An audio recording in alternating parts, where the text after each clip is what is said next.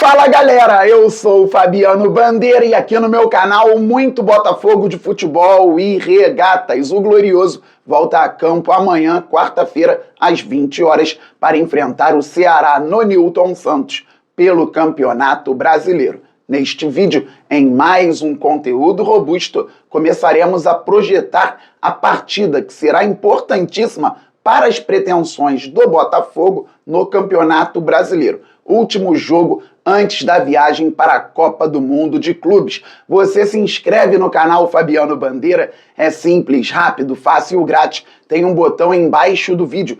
Inscrever-se, é só clicar e fazer parte desta família maravilhosa que torce para o Fogão e acompanha o canal diariamente. Já é inscrito? Traga novos inscritos, vamos passar logo dos 60 mil, depois vamos muito além, pois o Glorioso é gigante. Deixa o like, isto é fundamental para o crescimento do canal, assim o YouTube entende automaticamente que você curte os conteúdos e distribui também automaticamente para mais pessoas. Ative o sininho para que você receba as notificações de todos os vídeos e todas as lives que voltaram aqui no canal Fabiano Bandeira. Muito obrigado a quem esteve ontem no Placar Aberto, na Placar TV, aqui no YouTube. Eu estive ao lado do José Ilan, do Paparazzo, do André Garoni. Hoje não estarei no Placar Aberto, amanhã enviarei um conteúdo gravado falando a respeito do jogo e na quinta-feira retorno aos estúdios, assim como na sexta, para fazer um grande Placar Aberto na Placar TV, aqui no YouTube às 18 horas, ao vivo. Pois é, galera, boas notícias. O jornal O Globo diz que o Botafogo terá possibilidade de contar com Matheus Martins e Cuiabano na partida contra o Ceará. E isso é ótimo, porque assim, por exemplo, o Renato Paiva não precisará escalar o Alan aberto pela esquerda ou aberto pela direita. O Cuiabano estava jogando, então se voltar realmente, poderá ser titular pelo lado esquerdo. E o Botafogo tem o Savarino para a direita, tem que pensar no centroavante que vai ser utilizado. Se o Igor Jesus tiver condições, será ele. Se não, eu acredito no Mastriani, porque o Juan Cruz foi muito mal contra o Santos. Então o Botafogo tem o Matheus Martins podendo entrar no segundo tempo. Ele que foi muito bem contra o Fluminense, se machucou. Então agora a expectativa é pelo retorno do ponta, que atua na direita e também atua pelo lado esquerdo. Contra o Fluminense, o Renato Paiva mudou a estrutura da equipe para um 4-4-2 e ele utilizava o Vitinho, lateral direito, por dentro, com o Matheus Martins fazendo o corredor lateral pela direita. E como centroavante, ele tinha o Mastriani com o Igor Jesus de segundo atacante, o Savarino vindo da esquerda para dentro, mas trabalhando muito como meia central. Naquela oportunidade, o Cuiabano foi o titular na lateral esquerda, ele explorava o corredor, então, pertinho da linha lateral. Já contra o Capital, no jogo seguinte, o Botafogo utilizou um time praticamente reserva. O ponte lateral direito atuou mais por fora com o Arthur, ponta direita, vindo mais para dentro. São variações dentro do mesmo esquema. Claro que entre o jogo do Capital e o jogo do Santos tivemos várias partidas e muitas mudanças por conta de lesões. Então, se o Matheus Martins voltar, vai ser muito bom. Se o Cuiabano, que ficou de fora do último jogo, voltar, vai ser muito bom. Tomara que o Igor Jesus possa jogar também.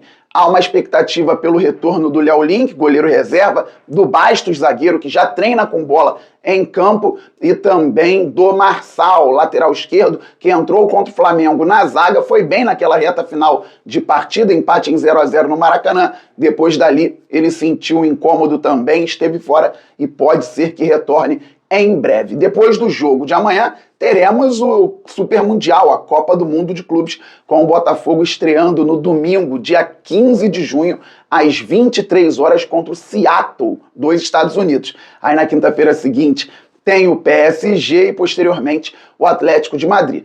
Amanhã, o Botafogo precisa vencer, galera. O Ceará está com o mesmo número de pontos que o Fogão, embora esteja atrás na tabela, 15 pontos para o Botafogo, 15 pontos para o Ceará. Se o Botafogo vencer, vai a 18, passa Mirassol, Atlético Mineiro e Bahia. No caso do Bahia, a gente empata em pontos e passa no saldo de gols e no número de gols marcados. O Botafogo entra no G6 do Campeonato Brasileiro, o líder hoje é o Flamengo com 24 pontos, o Botafogo vai a 18, embarca para a Copa do Mundo, estando a 6 pontos do líder, com o campeonato ainda no início. ou seja, o Botafogo embarca para os Estados Unidos no G6 e classificado para as oitavas da Libertadores e para as oitavas da Copa do Brasil. É um cenário positivo que pode melhorar, o Botafogo pode subir mais no Campeonato Brasileiro. É importante que o Glorioso faça boas contratações. Independentemente de quem for sair, o Botafogo precisa reforçar o elenco. Se o Cuiabano, o Jair e o Igor Jesus permanecerem, ainda assim o Botafogo precisa contratar. Precisa de mais um centroavante, o Botafogo precisa de pelo menos mais um ponta e está observando o mercado, está observando o cenário. Espero que o Fogão contrate de fato jogadores de qualidade. A janela pode influenciar muito no segundo semestre do Botafogo. Oitavas de Libertadores, oitavas de Copa do Brasil e sequência do Brasileirão. Falando em Libertadores, boa notícia, o Renato Paiva trabalhou no Independiente Del Valle, conhece a altitude lá no Equador, foi campeão nacional com o Del Valle, o primeiro título equatoriano do Del Valle foi sob o comando do Renato Paiva, então ele conhece bem Quito, ele conhece bem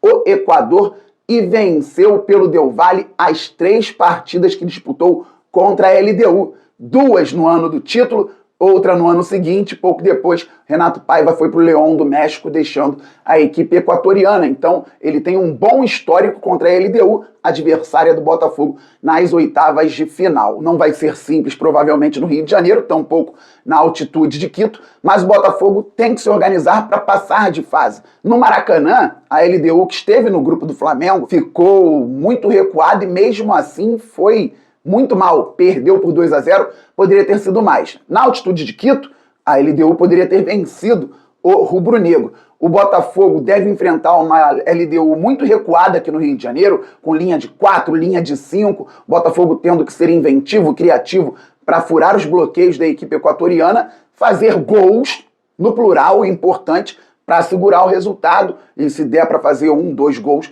lá em Quito, também pensando depois nas quartas de final da Libertadores. Só que isso só em agosto. O Botafogo tem o jogo de amanhã, final de campeonato, e tem o Super Mundial. Copa do Brasil, o Botafogo vai enfrentar o Red Bull Bragantino. No primeiro jogo entre as equipes no ano, no Campeonato Brasileiro, vitória do time de Bragança, que está muito bem no Brasileirão, uma equipe bem treinada pelo Seabra, mas numa bobeira ali pelo lado esquerdo, um escanteio bobo, depois falhas individuais, e o Bragantino fez 1-0 logo no início, o Igor Jesus ainda finalizou, chutou uma bola na trave no primeiro tempo, no segundo tempo também mais uma finalização do Igor, defesaça do Cleiton, mas ali o Botafogo estava muito menos organizado do que está hoje, e o Fogão pode evoluir bastante até os confrontos da Copa do Brasil com o Red Bull Bragantino também, o Botafogo jogando a primeira no Newton Santos e decidindo mais uma vez fora de casa. Mas galera, foco no jogo de amanhã. Quem puder, vá ao Newton Santos. Olha o ambiente que criamos na Libertadores terça passada contra a Laú e foi fundamental a torcida do glorioso Botafogo de Futebol e Regatas para a vitória do Fogão. Amanhã o Botafogo precisa vencer, eu vou reiterar, é muito importante que o Botafogo viaje para os Estados Unidos estando no G6. E a partir daí é brigar, fazer uma grande janela e brigar lá na frente. Fazer uma grande janela não quer dizer contratar jogadores caros, não quer dizer contratar apenas jogadores conhecidos do público, quer dizer que o scout precisa trabalhar muito bem para encontrar ótimas oportunidades.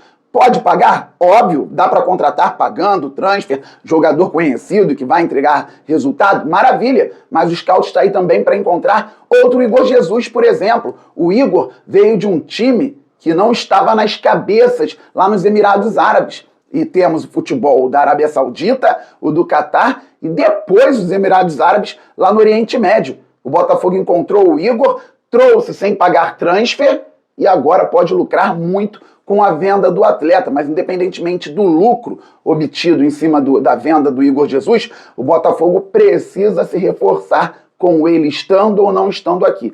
Eu torço para que ele fique até o final da temporada.